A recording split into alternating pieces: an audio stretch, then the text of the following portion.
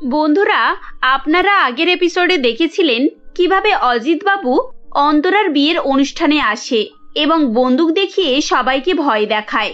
সঙ্গে সঙ্গে অন্তরাকে রুমের মধ্যে নিয়ে যাওয়া হয়। এদিকে শর্মিষ্ঠা দেবী একবার পাত্রপক্ষকে আর একবার অজিত বাবুকে বোঝানোর চেষ্টা করেন। অন্তরার বান্ধবী শিউলি এবং বন্ধু শিশির সেখানে উপস্থিত ছিল।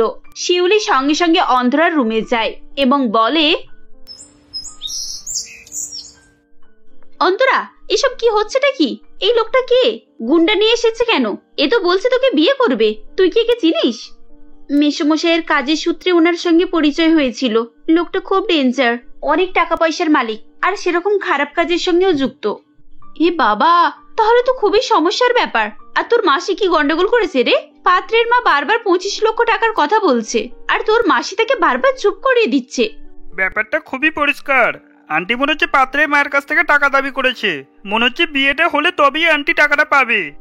ছি ছি ছি ছি, তোর মাসি এরকম ধরনের মানুষ? তোকে বিক্রি করে টাকা নিচ্ছে, আর তুই তার জন্য এত কিছু ভেবে মরছিস? এবার তো নিজের কথা ভাব অন্তরা, এভাবে নিজের জীবনটাকে নষ্ট করিস না। শিউলি একেবারে ঠিক কথা বলেছে অন্তরা। এবারে সিদ্ধান্ত নেওয়ার সময় হয়ে গেছে। তুমি তোমার বইপত্র আর প্রয়োজনীয় জিনিসপত্র গুছিয়ে নাও। আমরা তিনজনে এখান থেকে পালাবো। কি পালাবো? মানেটা কি? আমি এখন এভাবে কোথায় পালাবো? না না, এ কাজ আমি করতে পারবো না। ঠিক এমন সময় অজিত বাবু তার গুন্ডাদেরকে নিয়ে অন্তরার রুমের দরজায় ধাক্কা দিতে শুরু করেন। অন্তরা, তুই এখনো চিন্তা ভাবনা করছিস? এভাবে কি তুই নিজের গলায় দড়ি দিবি নাকি? প্লিজ অন্তরা, আমাদের কথা শোন। তোর সারা জীবন ভালো হয়ে যাবে, তোর স্বপ্ন পূরণ হবে। প্লিজ অন্তরা, আর অপেক্ষা করলে হবে না, চল আমরা বেরিয়ে পড়ি। কিছুক্ষণের মধ্যে আবার অজিত বাবু দরজায় ধাক্কা দেন। এদিকে অন্তরা এবং তার বাকি দুই বন্ধু জানালা টপকে বাইরে বেরিয়ে আসে এবং অন্ধকার পথে অদৃশ্য হয়ে যায়। অজিত বাবুর গুন্ডারা দরজা ভেঙে দেয় এবং দেখে ভেতরে কেউ নেই। তখন অজিত বাবু রেগে গিয়ে শর্মিষ্ঠা দেবীকে বলে, সমস্ত গন্ডগোলের মূলে এই মহিলা। এর জন্যই অন্তরা আজকে আমার হাতের মুঠো থেকে বেরিয়ে গেল। কিন্তু আমি এত সহজে অন্তরাকে যেতে দেব না। মণ্ডপে বসে থেকে থেকে দুর্গা দেবী বলে, মহেশ বাবা, উঠে পড়। এ বাড়িতে আমি তোর বিয়ে দিতে পারবো না। কথাই বলে যে মেয়েরা সুন্দরী হয় তাদের চরিত্র খারাপ হয়। এখন সেটা চোখে দেখে দিলাম। মা, তুমি এভাবে বলছো কেন? অন্তরা মোটেও এরকম মেয়ে না। ও সুন্দর কথাটা ঠিক, কিন্তু ওর চরিত্র একদম খারাপ না। ওই লোকটাই হলো শয়তান। দেখো না কেমন গুন্ডা নিয়ে এসে ভয় দেখিয়ে সমস্ত কিছু থামিয়ে দিয়েছে। বেচারিও তো ভয় পেয়ে ঘরের ভিতরে চলে গিয়েছে। ওর কি কোনো দোষ আছে? কার কি দোষ সেটা আমি জানি না, কিন্তু তুই বলতো আমাদেরই বা কি দোষ ছিল যে আমাদেরকে সবার সামনে এত অপমানিত হতে হলো? আমার ছেলে কি কোনো দিক থেকে কম নাকি? না আমাদের টাকা পয়সার অভাব রয়েছে, আর না মান সম্মানের। আমি তোর জন্য একটা ভদ্র বাড়িতে শান্ত মেয়ে দেখে সম্বন্ধ পাকা করব। এরকম অতি সুন্দরী আমি আর খুঁজতে যাব না। মা প্লিজ। আর কোনো কথা নয়, এবার চল। এ বাড়িতে আমি আর ফিরে তাকাবো না। ভালোই হলো বিয়ের আগে সব ব্যাপারে জানা হয়ে গেল। বিয়ে হয়ে যাবার পর এইসব ঝামেলা হলে তখন কিন্তু আরো ক্ষতি হতো।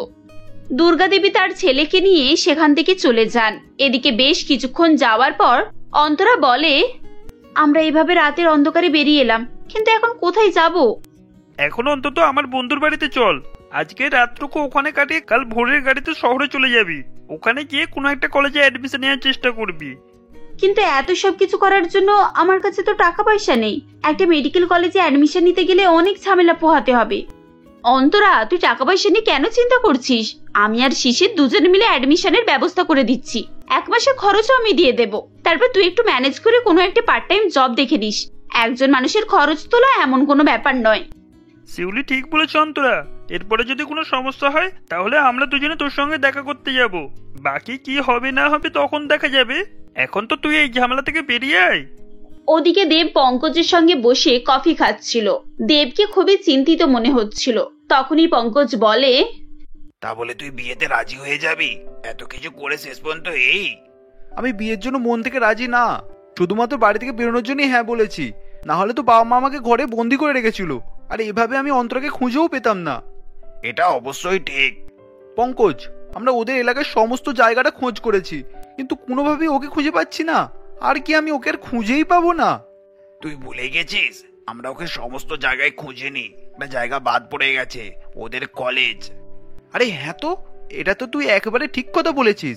আমি ওদের কলেজে অনুষ্ঠানে দেখেছি, আর আমার মাথায় একটুকু আইডিয়া এলো না। তাহলে আর দেরি নয়, সন্ধ্যাবেলাতেই আমরা বেরিয়ে পড়বো, তারপর দেখা যাক কি হয়।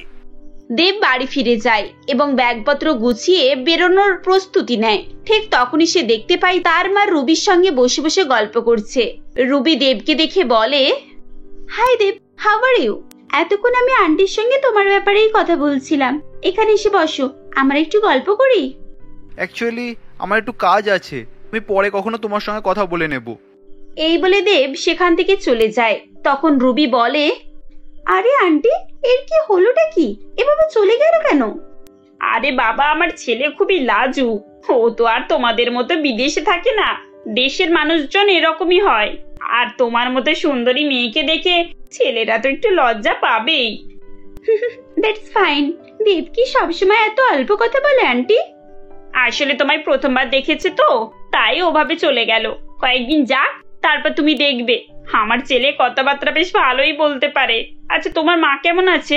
তাকেও তো একবার আসতে বলো, অনেকদিন হয়ে গেল ওনার সঙ্গে দেখা হয়নি। মা হয়তো কালকেই আপনার সঙ্গে দেখা করতে আসবে। আসলে আজকে আমরা ব্যাগপত্র সব ঠিকঠাক করতে ব্যস্ত ছিলাম। মা বললো তুই গিয়ে আগে দেখাটা করে আয়, আমি একটু ধাতস্থ হয়ে কাল যাব। আন্টি জানেন, আমি বিদেশ থেকে আপনার জন্য একটা ডায়মন্ড সেট এনেছি, ভেরি এক্সপেন্সিভ। দাঁড়ান, আমি গাড়ি থেকে ব্যাগটা নিয়ে আসছি। এরপর রুবি গাড়ি থেকে ব্যাগ নিয়ে আসে এবং মঞ্জু দেবীকে ডায়মন্ডের নেকলেসটা দেয়। এত দামি গিফট দেখে মঞ্জু দেবীর মনে আনন্দ আর ধরে না। তখনই রুবি বলে, জানেন তো আন্টি, এই নেকলেসটা আমার চয়েসে নেওয়া। কেমন হয়েছে বলুন তো? ও মা, তাই নাকি? এটা তো আমার মনের মতো হয়েছে, একেবারে unique. Thank you very much বৌমা। এরপর দেব ব্যাগপত্র গুছিয়ে নিয়ে চুপি চুপি বাড়ি থেকে বেরিয়ে আসে এবং পঙ্কজের সঙ্গে আবার অন্তরার কলেজের উদ্দেশ্যে বেরিয়ে পড়ে। যদিও দেব তার বাবা মাকে প্রমিস করেছিল যে তাদেরকে না বলে বাড়ি থেকে কোথাও যাবে না, কিন্তু অন্তরার খোঁজে সে আর কিছুই মনে রাখে না। এদিকে অন্তরা একটি ভালো কলেজে অ্যাডমিশন পেয়ে যায়। সে অ্যাডমিশন পাওয়ার 7 দিনের মধ্যে একটি রেস্টুরেন্টে চাকরিও পায়। 5 ঘন্টা কলেজ শেষ করে বাকি 6 ঘন্টা রেস্টুরেন্টে চাকরি করত। এরপর সারা রাত জেগে পড়াশোনা। এভাবেই তার দিন কাটে। পিজিতে তার কয়েকটি রুমমেট ছিল, তাদের সঙ্গে তার বেশ ভালো বন্ধুত্ব হয়। অন্তরাকে এত পড়াশোনা করতে দেখে তার রুমমেট বলে, অন্তরা, তুই সারাদিন এত পরিশ্রম করিস আর রাতটুকু পড়েই কাটিয়ে দিস, তোর শরীরে তো একটু রেস্টের দরকার। এভাবে যদি অসুস্থ হয়ে পড়িস, এই কয়েকটা বছর আমার রেস্ট করার সময় নেই। আমার স্বপ্ন পূরণ হলে সেটাই আমার পরিশ্রমের মূল্য হবে। আর তাছাড়া রাত জেগে পড়তে আমার কিছু অসুবিধা হয় না। এমনিতেও আগেও সারাদিন বাড়ির কাজ করে, কলেজ করে আর রাত জেগেই পড়াশোনা করেছি। এখন তো সেই তুলনায় অনেক চাপ কম, আর কোনো অসুবিধাও হয় না। তোরা টেনশন করিস না, তোরা ঘুমিয়ে পড়। রুমমেটরা ঘুমিয়ে পড়লে অন্তরা একাই পড়তে থাকে। ওদিকে অন্তরার মাসি গভীর দুঃখ পান।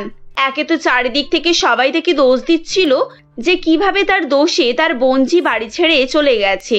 অন্যদিকে 20 লাখ টাকা হাতছাড়া হয়ে যাওয়ার দুঃখ আলাদা।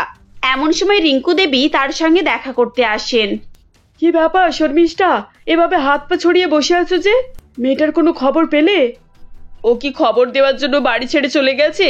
ও বাড়ি ছেড়ে গেল আর আমাকে ডুবিয়ে দিয়ে গেল। আরে বাবা, আর কিছুক্ষণ মুখ বুজে সহ্য করতে পারলো না? অন্তত আমার হাতে টাকাগুলো চলে আসতো, তারপর না হয় বাড়ি ছেড়ে চলে যেত। তুমি আমায় একটা কথা বলো তো, এই অজিত বাবুটা কে? কোথা থেকে উধাও হয়ে এত গন্ডগোল করলো সে? কে আবার? আমার চরম শত্রু। আমার পুরো প্ল্যানটাকে নষ্ট করে ফেললো। আমার স্বামীটা ভালো কোনো কাজ করে যেতে পারেনি, বরং 2-4টে গুন্ডা বন্ধু পুষে রেখে গেছে যেন তারা এসে আমাদের ক্ষতি করুক। যাই বলো, পুরো ব্যাপারটাই কিন্তু আমার মান সম্মান অনেকখানি নষ্ট হলো। হাজার হোক, আমি তোমার বোনজির সঙ্গে ওই ছেলের বিয়ে ঠিক করেছিলাম। আমাকে তো ওরা ফ্রড কেসে পুলিশের হাতে তুলে দেবে বলেছিল। কোনো রকমে আমি এই ঝামেলা থেকে মুক্তি পেয়েছি। আরে বাবা, আমি কি করে জানবো যে ভেতরে এত কিছু গন্ডগোল চলছে? আমায় ক্ষমা করে দাও। আমি যদি নিজেই জানতাম এত ঝামেলা, তাহলে আমি চুপি চুপি মন্দিরে ওদের বিয়ে দিতাম। এত লোকজন ডেকে এত কিছু করতামই না। সব হাত থেকে গেল। তো তোমার এত দুঃখ কেন? তোমার তো আর 20 লাখ টাকা হাত থেকে যায়নি। আসল কথা তো তোমাকে বলাই হয়নি। ছেলের মা আমাকেও 20 লাখ টাকা দেবে বলেছিল। সেজন্যই তো আমি এত তাড়াতাড়ি করে বিয়েটা করিয়ে দিতে চেয়েছিলাম। 10 লাখ টাকা আমি পেয়েও গিয়েছিলাম। কেসের ভয়ে সব টাকা ফেরত দিতে হয়েছে। শেষে কি বুড়ো বয়সে টাকা নিয়ে জেলের ঘানি টানবো? তো তুমি টাকার কথা তো আমাকে কই আগে বলনি। আমি যদি হাতে টাকা পেয়ে যেতাম, তারপর আমার আর চিন্তা ভাবনাই ছিল না। টাকা নিয়ে আমি কবে জায়গা ছেড়ে চলে যেতাম। পুলিশ কেন, পুলিশের দাদু পর্যন্ত এলেও আমাকে খুঁজে পেত না। কিন্তু আমার হাতে তো টাকার আসার আগেই সবকিছু ঘটনা ঘটে গেল। তবে তুমি খুব বোকামো করলে জানো, সব টাকা নিজের কাছে রেখে হাঁদার মতো বসে থাকলে। কলেজে পৌঁছে দেব অন্তরার বন্ধু বান্ধবদের কাছ থেকে খোঁজ খবর নেয়। দেবকে ভালো করে দেখে শিউলি বলে, আরে আপনি তো কয়েক মাস আগে আমাদের কলেজে এসেছিলেন। আপনার বাবা একজন বড় বিজনেসম্যান, আপনারা আমাদের অতিথি ছিলেন। হ্যাঁ, তোমাকে দেখেছি, আমার মনে আছে। আরে মনে থাকবে না মানে? আপনি এত হ্যান্ডসাম যে আপনাকে একবার দেখলে কি ভোলা যায়? আমরা সবাই মিলে আপনার অটোগ্রাফ নিয়েছিলাম। অন্তরা তো তখন আমার পাশেই ছিল, কিন্তু ও আপনার অটোগ্রাফ নেয়নি। আপনি লক্ষ্য করেননি? না মানে আমার ওসব ঠিকই মনে আছে। আচ্ছা, তুমি কি আমাকে অন্তরার ঠিকানাটা দিতে পারবে? আমার খুব প্রয়োজন, প্লিজ। দেখুন মিস্টার, অন্তরা খুব বড় সমস্যায় আছে। এভাবে আমরা কাউকে ওর ঠিকানা দিয়ে ওকে আর সমস্যায় ফেলতে পারবো না। আপনার কি দরকার আপনি বলুন, আমরা ভেবে দেখবো কি করতে পারি না পারি। অ্যাকচুয়ালি আমার অফিসে একটা খুব বড় জবের অফার আছে। বাবা আমাকে এখানে পাঠিয়েছে, সেই জন্যই তো আপনাদের খবরটা নিতে এলাম। ওই জবটা পেয়ে গেলে লাইফ পুরো সেট হয়ে যাবে। এভাবেই দেব আসল সত্যি গোপন করে অন্তরার বন্ধু বান্ধবকে চাকরির কথা শুনিয়ে দেয়। তারাও দেখে যে এইভাবে চাকরি পেয়ে অন্তরা নিজের জীবনে দাঁড়াতে পারে। তাই শিশির তাকে ঠিকানা দিয়ে দেয় এবং শিউলি বলে, স্যার অন্তরার সঙ্গে দেখা হলে আপনি বলবেন যে আমরা ওকে অনেক মিস করছি। আর প্লিজ একটু লক্ষ্য রাখবেন যাতে করে ওর এই অ্যাড্রেসটা তৃতীয় কোনো ব্যক্তি না জানতে পারে। আপনি তো বুঝতেই পারছেন কতটা রিস্ক নিয়ে অন্তরা ওখানে পড়াশোনা করছে। হ্যাঁ হ্যাঁ, তা তো বটেই। তোমরা ওসব নিয়ে টেনশন করো না, আমি তোমাদের বন্ধুর সিক্রেট কারোর সঙ্গে শেয়ার করব না। এই বলে দেব এবং পঙ্কজ তখনই অন্তরার খোঁজে বেরিয়ে পড়ে। বন্ধুরা, এরপর কি হবে? দেব কি অন্তরাকে খুঁজে পাবে এবং সে পারবে নিজের মনের কথা অন্তরাকে জানাতে? জানতে হলে আমাদের গল্পের পরবর্তী অংশ অবশ্যই দেখুন। কবিতা তার বাবা কবির বাবু এবং মা প্রমীলা দেবীর সঙ্গে রায়পুর নামক গ্রামে বাস করত। কবিতা প্রথম থেকেই শ্যামলা রঙের ছিল, কিন্তু কবিতার লম্বা চুল থাকায় তার চুলের সৌন্দর্যের গুণগান সকলেই করত। এদিকে কবিতা চঞ্চল নামের একটি ছেলেকে খুবই পছন্দ করত। চঞ্চল তার মা রেণুকা দেবীকে নিয়ে প্রতাপনগর নামক শহরে থাকত। চঞ্চলকে দেখতে খুবই ফর্সা ও সুন্দর ছিল, কিন্তু তাকে দেখতে সুন্দর হওয়া সত্ত্বেও তার রূপ নিয়ে কোনোই অহংকার ছিল না, বরং সে কবিতাকে আরো বেশি শ্রদ্ধা করত। এভাবেই তাদের সম্পর্ক দিনের পর দিন মজবুত হতে থাকে। এমনই একদিন চঞ্চল কবিতাকে বলে, এই যে কবিতা, আমি ভাবছিলাম এবার আমাদের বিয়েটা করে নেওয়া উচিত। তা আমি বরং আজই বাড়িতে গিয়ে মাকে বিয়ের কথাটা বলবো। হ্যাঁ, কিন্তু চঞ্চল, তোমার মা কি আমাদের বিয়েটা মেনে নেবে? যেখানে তোমাকে দেখতে রাজপুত্রের মতো সুন্দর আর আমাকে দেখতে কালো কুৎসিত। ওহ কবিতা, তুমি একটু চুপ করো। এখন আমি তোমাকে মন থেকে ভালোবাসি, তাই আমার কাছে রংটা কোনো ম্যাটার করে না। আর যেখানে তুমি তো জানো যে আমি সকল মানুষকে সমানভাবেই দেখি। হ্যাঁ, সে তো আমি ভালো করেই জানি চঞ্চল, কিন্তু তবুও আমার ভয় করছে। এখন যদি তোমার মা আমায় বৌমা হিসেবে না মানে? এই যে শোনো, তোমার কি আমার উপরে একটুও ভরসা নেই? আর যদি তোমার এরকম ভরসা না থাকে তাহলে চলো আজই আমরা কোর্ট ম্যারেজ করে নেব। এই বলে চঞ্চল এবং কবিতা কাউকে কিছু না জানিয়ে কোর্ট ম্যারেজ করে নেয়। এভাবেই কয়েকদিন কেটে যায়। এমনই একদিন চঞ্চলের মা রেণুকা দেবী বলেন, বাবা চঞ্চল, আমার তো বয়স হচ্ছে। আমি ভাবছিলাম এবার বিয়েটা তোর দিয়েই দেব। আমি তোর জন্য মেয়েও খুঁজে রেখেছি। ওই যে তোর অলোক কাকা আছে না, ওনার ছোট মেয়ে শিখার জন্য তোর বিয়ের কথা ভেবে রেখেছি। শুধু তোকে জানানোর অপেক্ষায় ছিলাম। কিন্তু মা, আমি তো মেয়ে ঠিক করে রেখেছি, আর বিয়ে করলে ওকেই করব। ওর নাম কবিতা, আর ও খুব ভালো মেয়ে। ও, তাহলে তো আমার আর কোনো চিন্তাই রইলো না। এখন তুই যখন মেয়ে দেখেছিস, নিশ্চয়ই দেখতে শুনতে ভালোই হবে। তা শ্রাবন্তীর মতো দেখতে নাকি শুভশ্রীর মতো? না না, কবিতাকে কোনো হিরোইনের মতো দেখতে নয়, আর নাইবাও খুব ফর্সা। কিন্তু ও যেমনই হোক, ওকে আমার খুবই ভালো লাগে। এই তুই কি বলছিস? না না, আমি কোনোই কম্প্রোমাইজ করব না। এখন আমি আগে ফটো দেখবো, তারপর জানাবো ওকে আমার পছন্দ কি না।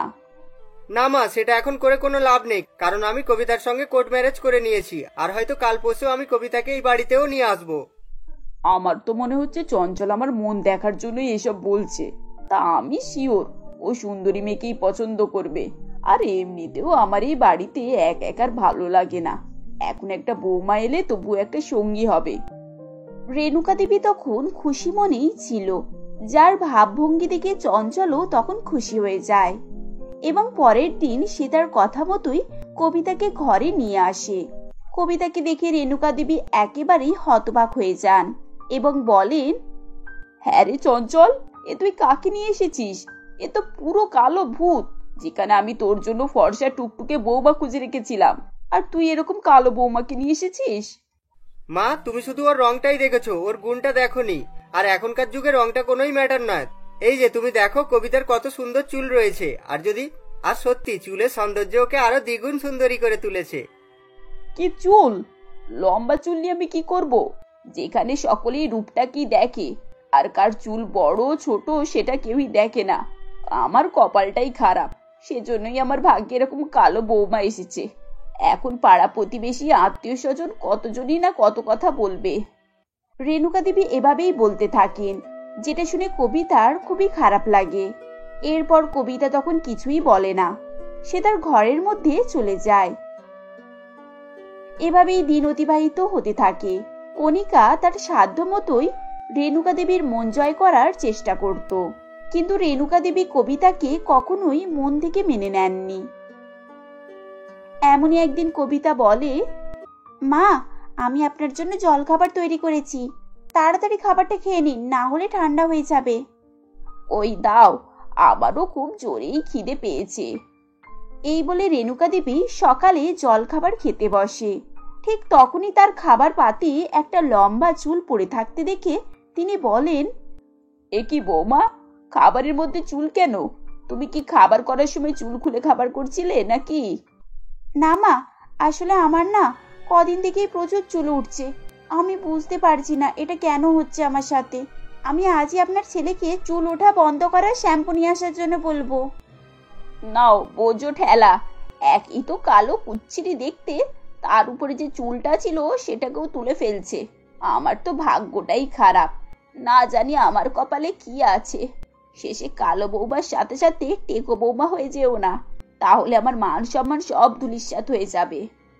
রেণুকা দেবী এভাবে বললে কবিতার মন খারাপ হয়ে যায়। এরপর সে আর কিছুই বলে না। এভাবেই সেদিনটা কেটে যায়। এরপর চঞ্চল বাড়ি ফিরলে কবিতা বলে, জানো চঞ্চল, আমার না কদিন থেকে প্রচুর পরিমাণে চুল উঠছে, যার জন্য এখানে সেখানে চুল ছড়িয়ে ছিটে থাকে। আর আজ তো মায়ের খাবারেও চুল পড়ে গিয়েছিল, যার জন্য মা আমাকে প্রচুর বকাবকি করেছেন। সে কি বলছো, চুল উঠছে মানে? এটা তো খুব বড় সমস্যা। তা বরং আজই আমি তোমাকে ডাক্তারের কাছে নিয়ে যাব, আর তুমি দেখবে ডাক্তারবাবু ওষুধ দিলে চুল পড়া একেবারেই বন্ধ হয়ে যাবে। দেখো চঞ্চল, একই আমার রং কালো, তার জন্য আমাকে অনেকে অনেক কথা বলেছে। এখন যদি আমার চুল ঝরে মাথায় টাক পড়ে যায়, তাহলে আমি আর কাউকে মুখ দেখাতে পারবো না। এর থেকে আমার মরে যাওয়া অনেক ভালো। ওহ কবিতা, এভাবে ভেঙে পড়ো না। আমি বলছি তো যে ডাক্তারখানায় গেলে সবকিছুই ঠিক হয়ে যাবে। চঞ্চল এভাবে বললে কবিতা একটু আশ্বাস পায়। এরপর কবিতাকে নিয়ে চঞ্চল ডাক্তারের কাছে যায়। এরপর ডাক্তারবাবু কবিতাকে চেক আপ করে ওষুধ লিখে দেন। তারপর কবিতা ডাক্তারবাবুর কথা মতোই ওষুধ খেতে থাকে, যার ফলে কয়েকদিনের মধ্যেই কবিতার চুল ঝরা একেবারেই বন্ধ হয়ে যায় এবং কবিতার চুল আগের মতো ঘন কালো লম্বা হয়ে যায়। এতে করে কবিতা খুবই খুশি ছিল। এভাবেই আনন্দের সাথে বেশ কয়েকদিন চলতে থাকে। এমনই একদিন রেণুকা দেবীর শরীর খুবই অসুস্থ হয়ে পড়ে। তখন রেণুকা দেবী বলে, বৌমা, ও বৌমা, কোথায় গেলে? একটু এদিকে এসো না। আমার শরীরটা খুবই খারাপ লাগছে, মনে হচ্ছে প্রেশারটা ডাউন হয়েছে। আমার খুবই কষ্ট হচ্ছে। তুমি এখনই চঞ্চলকে ফোন করো আর আমাকে হসপিটালে নিয়ে চলো। রেণুকা দেবী এভাবে বললে কবিতার সঙ্গে সঙ্গে চঞ্চলকে ফোন করে এবং তাকে হসপিটালে আসার জন্য জানায়। এদিকে কবিতা দেরি না করে রেণুকা দেবীকে নিয়ে হসপিটালে গিয়ে পৌঁছায়। এরপর ডাক্তারবাবু রেণুকা দেবীকে পরীক্ষা নিরীক্ষা করার পর বলে, এই যে কবিতা, আপনি যদি ঠিক সময়ে আপনার শাশুড়ি মাকে না হসপিটালে নিয়ে আসতেন তাহলে হয়তো আপনার শাশুড়ি মাকে বাঁচানো সম্ভব হতো না। তা আপনি এখন বুদ্ধি করে সঙ্গে সঙ্গে হসপিটালে নিয়ে এসে অনেক বড় উপকার করেছেন। ডাক্তারবাবু যখন এভাবে বলছিলেন তখন রেণুকা দেবী সমস্ত কথাবার্তাই শোনেন। এরপর তিনি নিজের মনে মনে অনুতপ্ত হতে থাকেন। এদিকে কবিতা দিনরাত শাশুড়ি মায়ের সেবা যত্ন করতে থাকে। এমনই একদিন একটি নার্স এসে কবিতাকে বলে, ম্যাডাম একটা কথা বলবো যদি কিছু মনে না করে। হ্যাঁ বলুন না, কি বলবেন? বলছিলাম আপনার চুলটা খুবই সুন্দর, তা আপনি কি কোনো পার্লারে গিয়ে চুলের যত্ন নেন নাকি? না না ম্যাডাম, আসলে আমার ছোটবেলা থেকে এই চুল অনেক লম্বা আর বড়, কিন্তু মাঝে একটা প্রবলেমের জন্য আমার চুল প্রচুরই ঝরতে থাকে। তারপর আমি একটা ডক্টর দেখাই, সেই সব মেডিসিনের ফলে হয়তো চুল আমার এত সুন্দর হয়ে গিয়েছে। না ম্যাডাম, এটা আপনার ভুল ধারণা।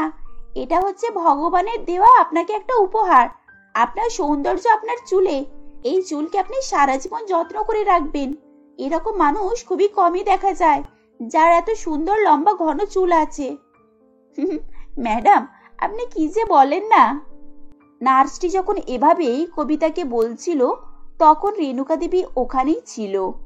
এরপর হসপিটালের একে একে সকলেই কবিতার চুল দেখতে আসে এবং সকলেই রেণুকা দেবীকে তার বৌমার নামে প্রশংসা করতে থাকে, যেটা দেখে শুনে রেণুকা দেবীরও খুবই ভালো লাগে এবং তিনি তার বৌমাকে নিয়ে গর্ববোধ করতে থাকেন। এরপর রেণুকা দেবী কবিতাকে ডেকে বলেন, বৌমা আমাকে তুমি ক্ষমা করে দাও। তোমার রং কালো বলে আমি তোমাকে কখনোই নিজের বৌমার জায়গাটা দিয়েছিলাম না।